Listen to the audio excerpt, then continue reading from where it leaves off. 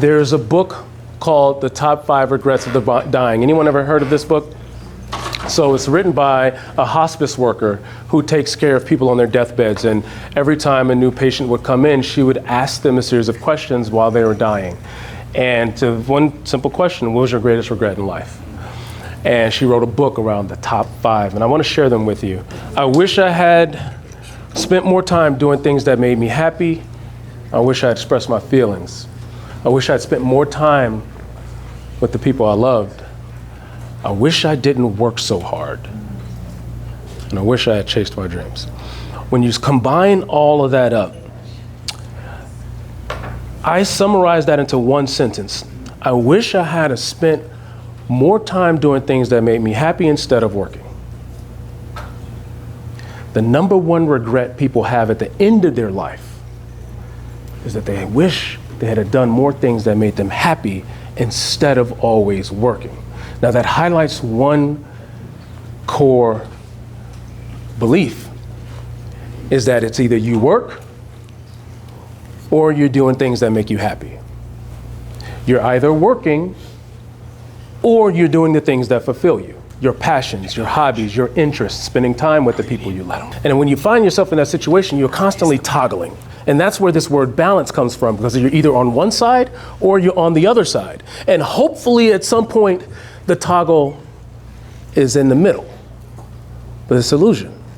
It's never in the middle. We spend most of our lives working, because we have to, right? So how do you reconcile this? What if there was a better way? Instead of either or, what if they were combined? Where your work and your passions intersect, the holy grail of integration that we talked about. Today I want to introduce you guys to Dan Fulkerson. Dan, if you don't know Dan, Dan is the epitome of integration. If you haven't noticed bulldogs running around here, he integrates his passions with everything that he does. First time I ever met Dan, we were at a law firm, and he's in Air Force Ones, kicked his feet up on the table, t-shirt. I'm like, Dan, you don't even look like you're trying, man. I mean, come on. You ain't even trying. How do you make it look so easy? He's got 15 businesses that he either owns, operates, or invests in. On top of that, he runs 6 nonprofits, or is sits on the board of 6 nonprofits, actually making a difference in this city, while running the #1 personal injury law firm in the city. It's like, how the hell do you work so much? How do you make it all fit together? How are you not burnt out? He says for him, it's not work. He truly is integrating passion into his work, so he never works a day in his life. I asked Dan to come share this concept, because when he first told me about it, it was kind of novel to me. Like, what do you mean? How do you integrate? What do you do? How does that apply to me? And I wanted him to come and just share his experience, how he even came to this realization, and how he went about getting to this place where he's built a thrilling life and a thrilling business, and they are integrated in one. With that being said, I want to introduce Dan to the stage. Give everyone Dan Fulkerson.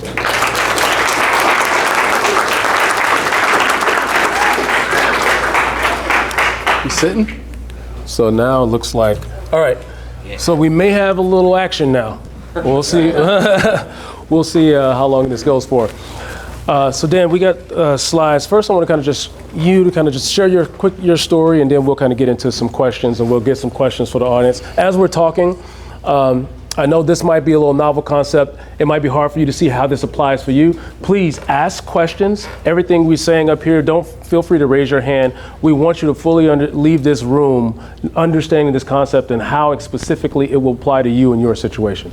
So with that being said, Dan, you have the clicker if you want to go ahead and introduce you are, and then we'll kind of dive into it.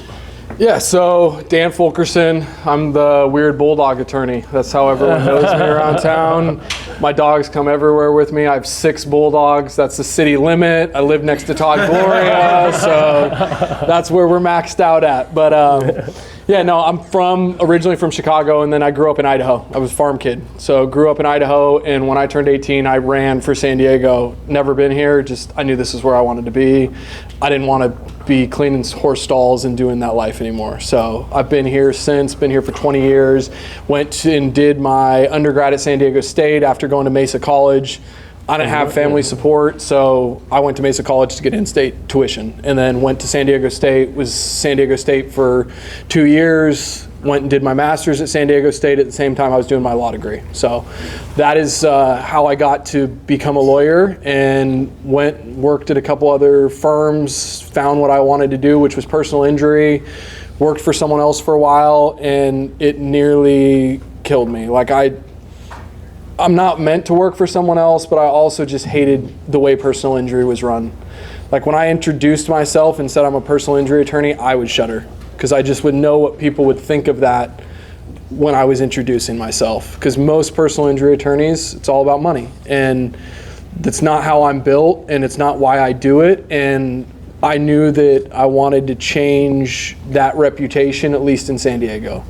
And I couldn't do it working for someone else. I couldn't do it doing it the way that most injury firms are run. And so I started my own firm, and literally started it in Doma, in Little Italy, on my kitchen table with me and my law partner, Paul, and had no fucking plan. Like, it started out of nowhere. Like, we just knew it was like, I can't do this anymore. Like, it was draining my soul. And we just kind of put pieces together and have built what we've built. And now we're one of the biggest, if not the biggest, personal injury firm in San Diego. You drive up the 5, the big Bulldog building on the side of the freeways, our big building.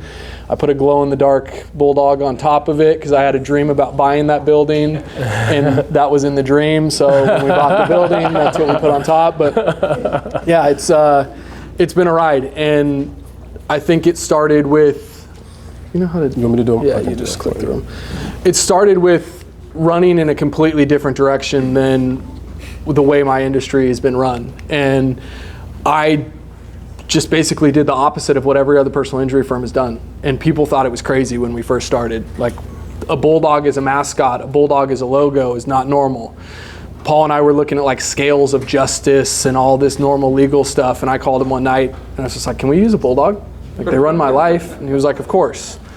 And that's how it all started. And then we started putting Bulldogs on shirts and handing them out. And, you know, like, and you'll see, like, yeah, that's Ted at a wedding with me.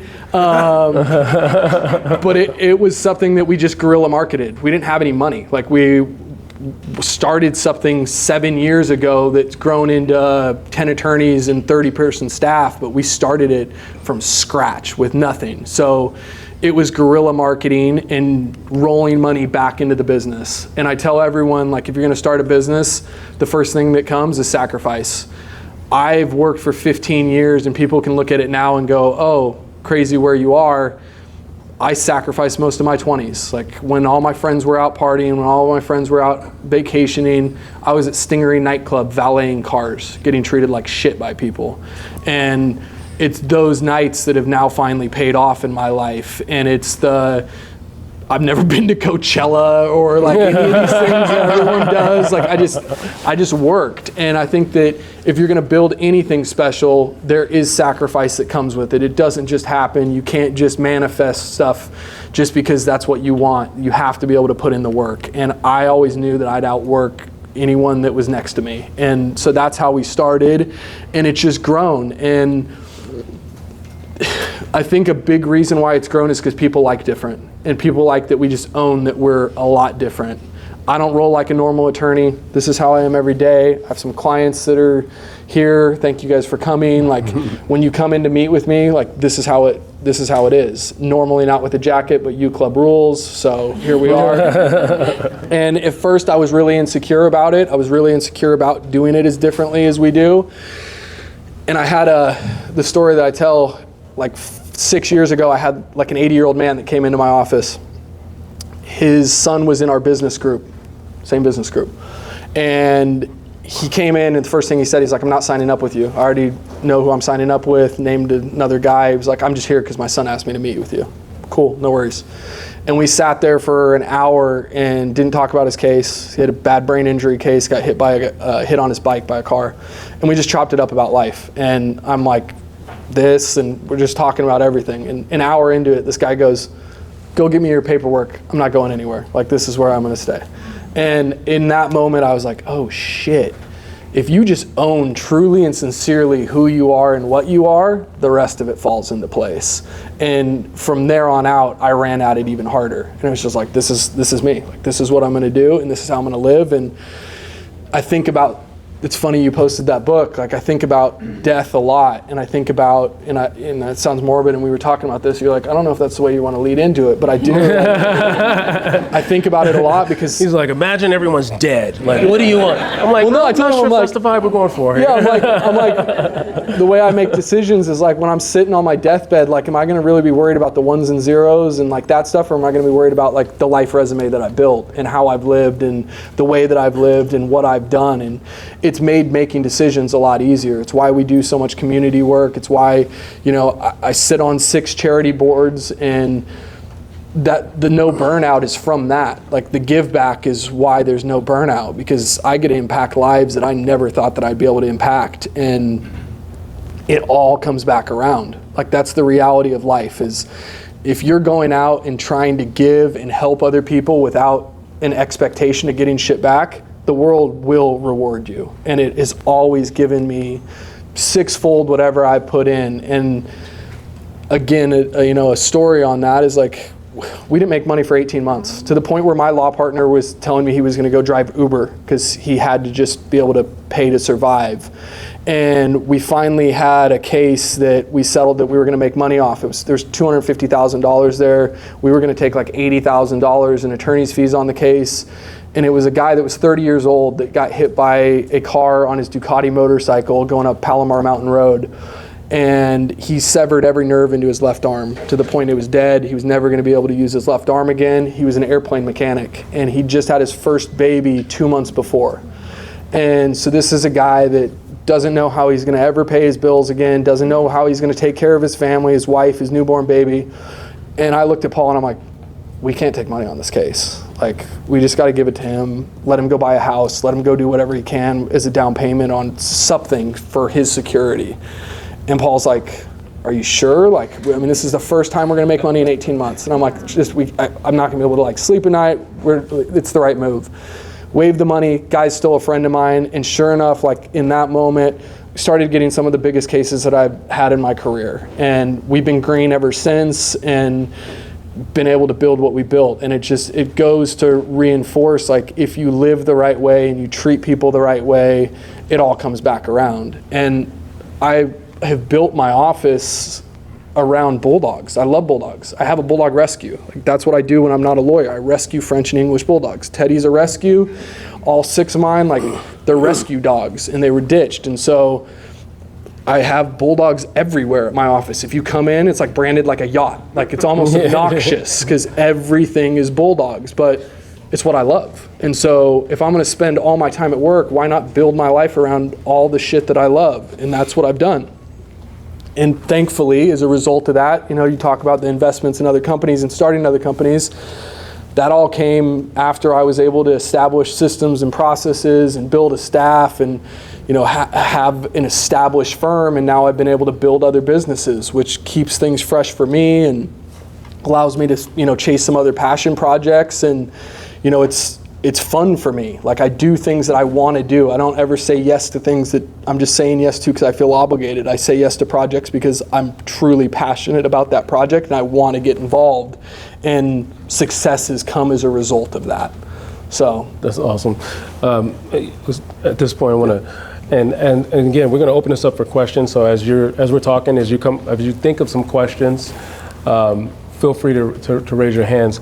But I want to kind of dig a little deep. So first of all, man, you have such an inspiring story. I'm not sure if I could have done what you did. Gave away 80 grand when when your partner's about to go start driving Uber. So that shows kind of the sacrifice and the heart that you have. But take me back to the beginning. Take me back to that crossover. So you mentioned you were working for these other firms.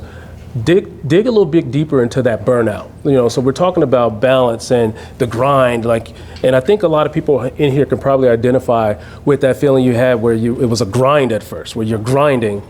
And walk us through that for you, and then what was the turning point where you felt like you went into this flow state, where then things just became easy? Yeah, I wasn't doing it for a purpose. I was just working 6 days a week, 7 days a week, because I had to survive, and that was expected as a young associate. And it was all money driven. It was all like more, bring in more cases, settle more cases, but like not always maximizing value, not always putting, clients first the way that I think clients should be put first. And I didn't like the business model. I didn't like that it was so money driven and, how much are we gonna make on this case? And to me, if you have people that come into my office, their lives are turned upside down. Like they'll never have the same lives that they had again. They left their house on a Tuesday morning, kissed their wife goodbye, something happened and their life's forever different. And if someone's going to come to you in that situation, there's a responsibility involved, and you better damn sure put them before you put your own interests. And being involved in an organization that I didn't always see that really started to eat at me. And I'm at a point, it's like, why am I doing this? Like, what am I doing? And so it felt like work. Every day felt like work, and it just started to get to me, and I started to have health stuff. I started it ate at me, and life, as life does if you pay attention, kind of woke me up. When I was living in Doma, next to a trash can, people like put shit that they don't want anymore, but maybe someone will pick it up so they don't want to throw it away. There's a stack of books. I've seen it before. I usually just walk by, never going to pay attention to it. There was a book on top. I don't know why, but I stopped and I grabbed it, and it was called From a Life of Matter to a Life That Matters. And I picked up the book and I went back into my condo and I read that whole book in a night. And it was about a guy that he was 29 years old and he was running Live Nation, the big, concerts, they do everything. And he was celebrity friends, living his great life, making millions of dollars. Mom got cancer and died. And he just was shattered. Went into like a state of depression and like realized that he wasn't happy, and he had to figure out what was going to truly make him tick and what was going to make him happy. And I got done reading that book. I had goosebumps. I was like, fuck, like this book found me. And I turned to the front and it was signed by the author. And I'm like how in life does that happen, right? Like that this book found me when it needed to find me, and it was my wake-up call. It was like, I got to switch shit up, and I got to do something different. And so from there, moving on was, okay, well then how are we going to do it different? Like, how am I going to integrate all the things in my life that I love, the people that I love, the people that I want to be around, but yet still be able to help people build a successful business, do the things that I enjoy doing in life. And that's when Dan Fulkerson was born. Dude, first of all, that is kind of a bone-chilling story, and it's crazy how serendipitous the universe is. Things are put in your life for a reason, so pay attention to these signs. Things don't just happen by happenstance. Everything happens in a perfect order, and so kudos for you for recognizing and taking action on that. You raised a good point about when you were in that state, you started to have some health issues, yeah. And I think a lot of us might not even realize a lot of the things. I've gone through periods where I had sleeplessness. What's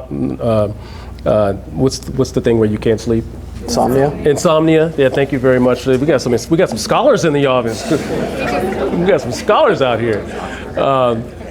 Where I had insomnia and bad anxiety, and what you may not even realize is that might be, subconscious. A lot of the health issues on the surface might just be subconscious anxieties and what I call misalignment.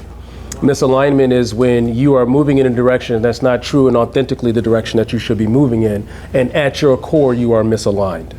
And that misalignment can cause surface level sleeplessness and other health issues. And I imagine that that's what you might have been experiencing at Very that much point, so. right? Yep. Is that, Yeah, that's exactly it. yeah, and so you read this book, and then what was that at that point, like the moment where you're like, I need to talk us through the integration part and like how you came to this realization of I need to start integrating people and things I love into what I do. I mean, it was just a realization that we all spend how much of our lives at work. We spend more of our lives working than we do anything else. More of your lives at work than you do with your kids, with your loved ones. Like the reality is that's what the United States of America is, right? Like we all work. And I'm fine with it. I like work. But if I'm gonna be doing something that much, I'm gonna do it the way that I want to, and I'm gonna do it in a different way than what looks normal, because then I enjoy it. And so having my dogs there, dogs come with me every day. I helped build the dog park in Little Italy. Like to me, that's a legacy piece, right? Like I built a dog park. Like for me, there's nothing better than that. You go there, Teddy's pictures on the dog park, and I'm like, so it was just the reality of like, if I'm gonna work this much, I'm gonna do it so I'm happy. And I see so many people here, and I appreciate you coming, that I've gotten to know and love, and that I ride. Sky Hoffman being one of them. Like I'm like, bro, you work too much. Because it's one of those things that like, I don't want to see people that I love just work forever and then they wake up at 50, 60 and go like, what did I do? Like I'm sitting on this big pile of money, and what else is there other than that? And I've seen so many people that are uberly wealthy that are fucking miserable. And I don't want to be that guy. I want to be happy. I want to chase happiness. I want to chase the things that make me happy. And I want to make money in the process. Like I'm a successful business owner. Like I don't run shitty businesses, but I want to be happy. And so it was just making sure that came first. And I'm not going to put money before that. And that was, I think, the big turning point. I appreciate that. And I'm going to ask one last question, then we're going to turn to the audience, so start thinking of your questions now. So walk me through how this would apply to someone. So here I am sitting in the audience, I'm not a lawyer, but I'm a real estate agent, or I'm a financial advisor, or some other, I'm an entrepreneur. Walk me through how this, so in your case, you love bulldogs, okay, so just make your logo bulldog. But in my case, like how would integration apply to in another situation? I mean, you use you as an example. You figured it out. What's the most important thing in your life? I know, because I know you. It's your family. It's your wife and your kids. That's part of what you teach people, is like, hey, wake up early, get these systems and processes so you can spend your life with your life and your kids. I've always told you I admire the fact that you're with your son every single day. You pick your son up from school every single day, because that's what's important in your life. And you've built a business around teaching people how to do that. People have passions. Michelle, sitting right here with Katie, the service dog, like she loves dogs. She loves training dogs. She's built an entire business around helping people train their dogs, helping people have service animals. Like she lives a passionate life that she loves, and she gets to do what she loves every day. Every one of us has unique things that we really love in life. And if you really are self-analytical and you can dive into what those things are, you can bring them into your business and help them build your business, because people like unique. People like what sets you apart from the rest. Nicole, who said she doesn't have any structure, I will tell you this about Nicole. She has all of these things on her plate. She still makes time to write grants for all these different nonprofits. If you go to her, it doesn't matter what she has. She'll go, yeah, of course, I'll make time for your nonprofit.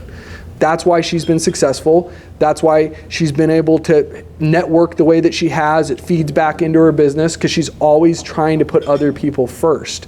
So I really try to encourage people. You love surfing? You should have your meetings in the water. That's how I would have my meetings. If I'm a real estate agent that loves surfing, guess what? No problem. Here's where we're meeting. Like I would try to build my business around the things that I love, because I really think that then you have something that people remember. You're not just like everyone else, and everyone just tries to fit in and run with the crowd because it's scary to be different. but people like different and people remember different. I might be the weird bulldog guy, but you still remember the weird bulldog guy. Like, that's just the reality. And so I just urge people, like, own your differences, own the shit that sets you apart, own the shit that you love, and build it and integrate it into your life so it's there every day. I love that, and that's a great example. The surfing real estate agent. You won't forget that guy. That'll be the best meeting you've ever had, is the day that agent took you out surfing. Anytime you have a need, that's probably the first person you're going to call. And I bet you he is much happier as the surfing real estate agent than every other real estate agent that's hating going to work every day. Yeah, Luke, for example, you're a fatherpreneur, is that what you say? Fatherpreneur. But the dude loves basketball. He's teaching his kids basketball.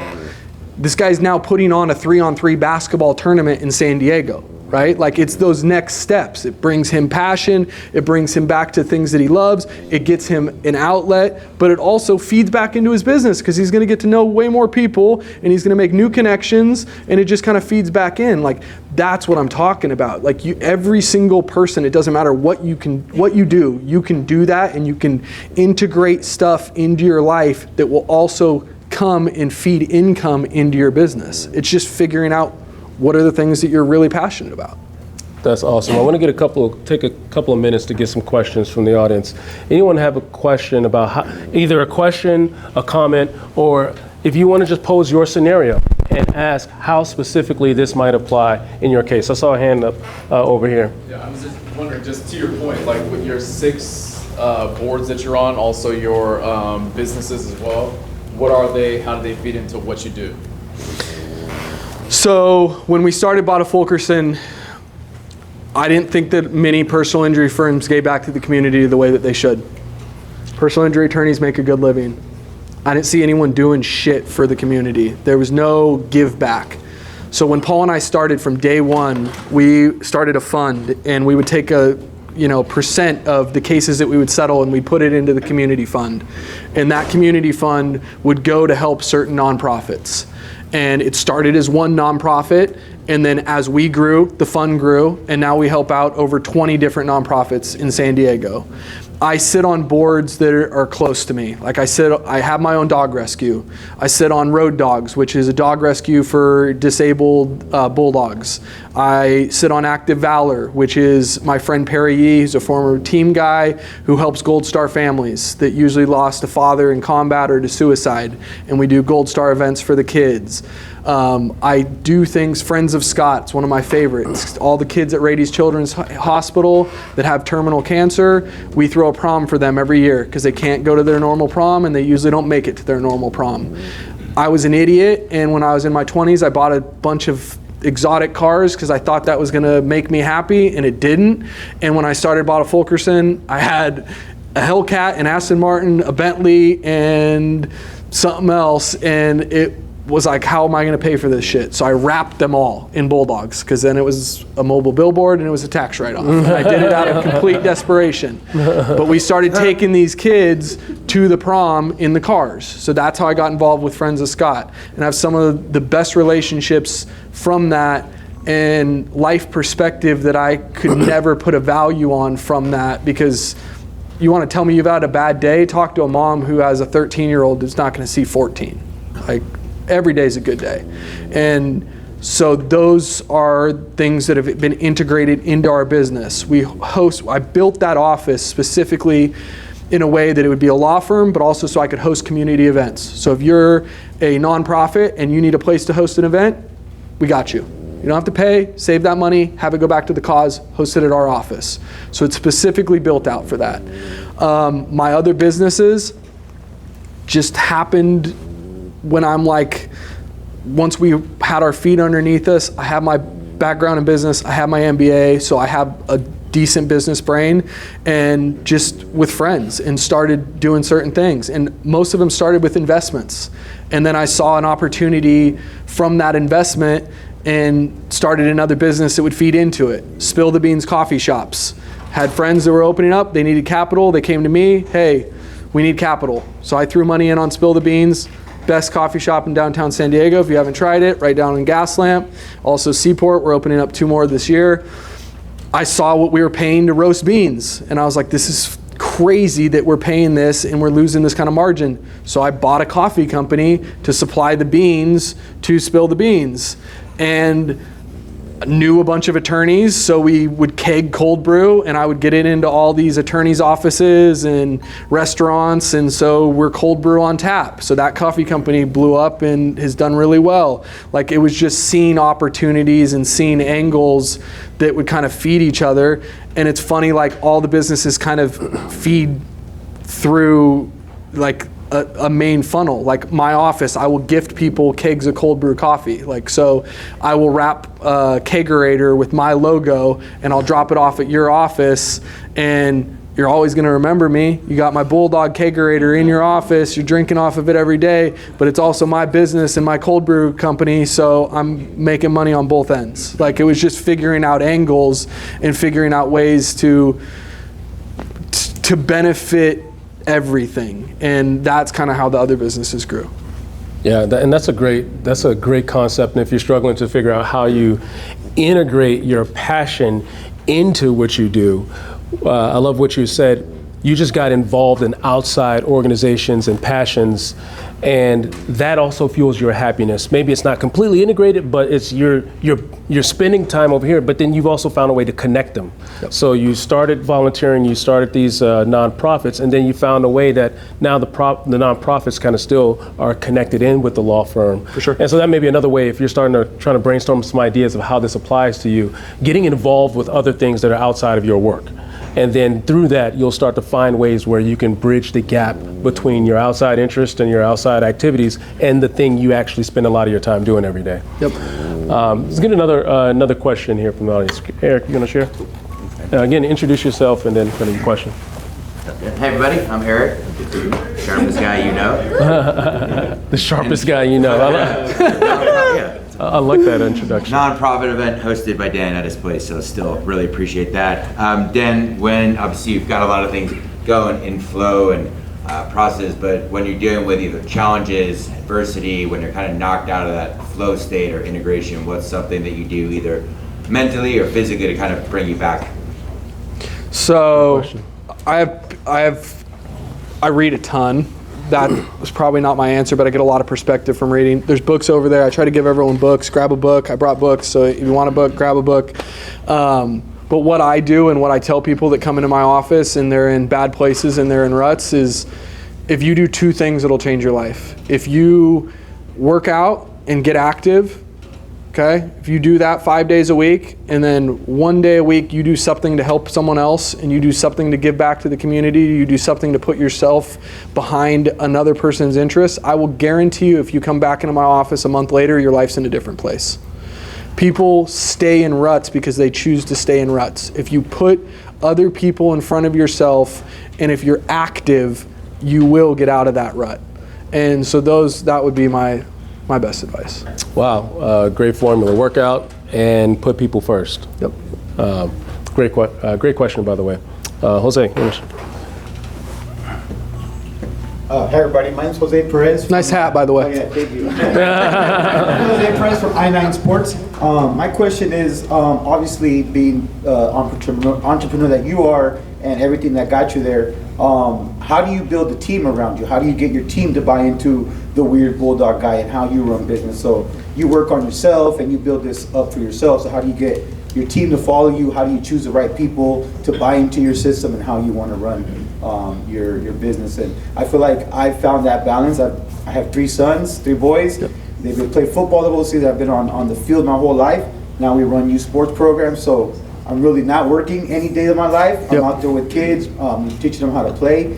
So I want to know how to build from there, build a team that buys into our system, and how did you do that? And again, I am wearing the hat because Bottle Focus said they did sponsor our programs. They're helping kids get on the field, underserved. We're passing on these funds really that they provided to us to underserved families, and we're giving them scholarships to actually participate in our program. So they're doing, as he's preaching it, he's really practicing it, and we see it, and we thank you and Paul as well. So thank you. Of course, no. culture's everything. If you're not going to fit in our culture, you're not going to work on our team. I can take someone that's not the most skilled person, but that wants to learn, and make you work for what we're looking for. But if for whatever reason the vibe's not right, or you're not showing up every day like you want to be there, it's just not going to work. And so I always say hire slow, fire quick. Like, I know that that's not what everyone would want to hear, but that's the truth. Like, if you have a cancer, you got to get rid of the cancer. And so if you don't fit in our office, you don't fit in our office. It is a different type of place to work. Like, I bring the dogs every day. Like, it is, we have a massage therapist that comes every Monday and gives the team massages. We built a gym in the office. Like, I tried to make it where it'd be a place that I would want to work. We also compensate different than any other law firm in town, like any other personal injury firm in town. Like, my attorneys make more money than any other attorneys you go around town. I can guarantee you my attorneys make more money, but I'll never have turnover. I never lose people. And I'll have these, the guy that runs my litigation departments, I've worked with him for 12 years.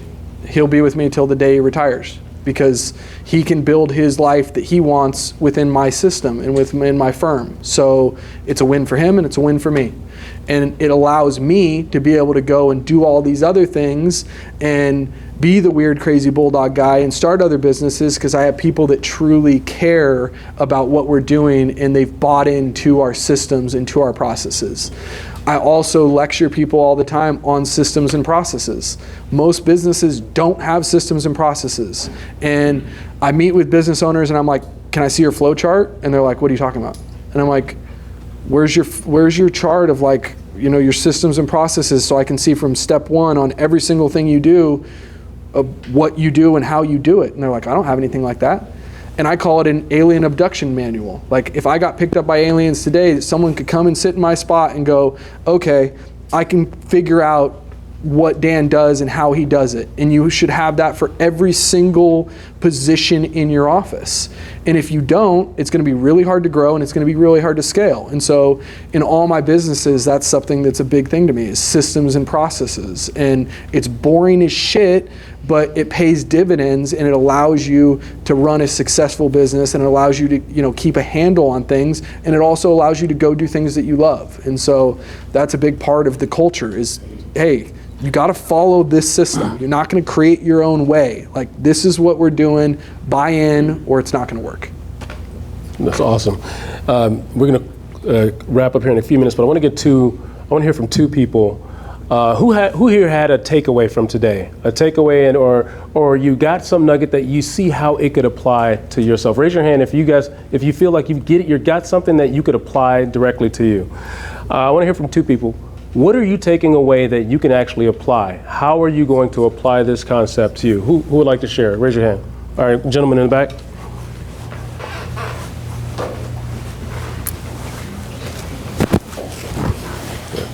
Hello everyone, my name is Jabril Battle. Happy to be here. I found this through Meetup, by the way. And my one takeaway is give more than you take, and you will receive from the universe. Is kind of what it's the way I translated what you said, and I took that to heart, and also have fun meetings. I thought that was really cool too. I never really thought of it like that you could have a fun meeting. I always thought of it was kind of like, oh, let's go to Mendocino Farms, or have a salad or something. But but now I'm like, hey, why don't we go surfing, or let's go play racquetball or pickleball or tennis, and just liven things up and see how people take to that. So I'm gonna definitely try that. Thank you. Yeah. First of all, thank you. What was your name? Jabril? Yeah, Jabril. Thank you for sharing that. That was a really, really cool way to sum up what he said. He took that whole hour discussion. It's like, hey, have fun meetings. That's the way I see it. But no, that's a really good point. Whatever the things you like to do, other people probably like doing it too. And if they don't, maybe it's something that they haven't been introduced to, and you're the first person to introduce it to it, right? How about, Whitney, how about having meetings on the pickleball court, right? And if someone's never played it before and you introduce them to it, boy, how much more does that raise you up in their eyes, right? Now they will never forget you. So that's a really great concept. Have fun meetings. It's a great way to stay memorable. Let's get one more. Josh.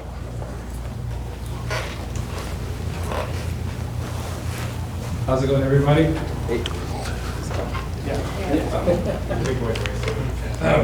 How's it going, everybody? My name is Josh, and one of the biggest takeaways that I got is really just taking your business and really shaping it around your life as opposed to making your life about your business. As a fellow entrepreneur, I fall into the habit of working as much as I can, as hard as I can to achieve my goals, and sometimes that takes, well, a lot of the times that takes sacrificing things that I actually do like to do just to achieve the goals, because I think at the end of the day, when I achieve this goal, I'm gonna be happier. But after being here today, I'm so fired up because it's almost like you've given me permission to, take my business and really wrap it around and still be able to enjoy yourself and have the fun that you really want to have without sacrificing your life in the process. So, I think that you really fired me up, and I appreciate it. And I want to say thank you because you're tight. You're tight. Thank you. Does anyone else want to share one more? Anyone else want to share one more? One takeaway of how something you got from this and how it's going to apply to you.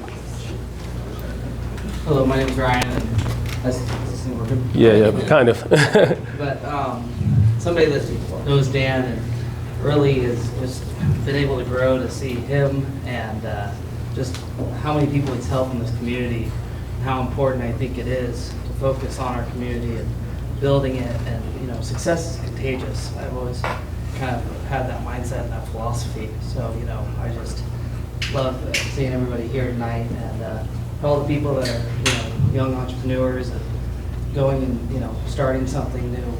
Talk to Dan. He'll give you the time. He'll let you come by his office, give you brilliant ideas. And even when I first started one of my businesses, I was able to kind of leverage having that relationship by doing what I had to do, and obviously getting those consent and approval to do it, door knocking or whatever I was doing. But just building that community and that trustworthiness. So leverage each other, and just it's always humbling to be here and learn from you guys. Thank you. Yeah. Thank you. Everyone, I want to give Dan a hand for giving his time.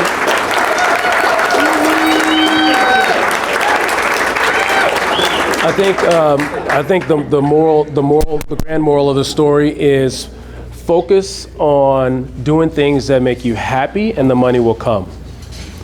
Put more of an emphasis on doing the things that make you happy, and energetically you will attract the money.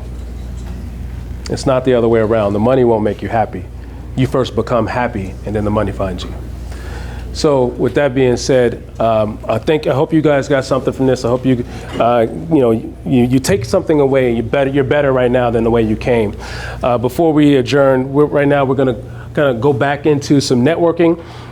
Use this time wisely. You're around other like-minded people. All of you all were hand-selected to be here for a reason. There's a line of people trying to get in right now that can't get in here, but you were allowed to be in here for a reason. Take some time to meet someone. They're going through the same things you are, and you never know. One connection could change your life.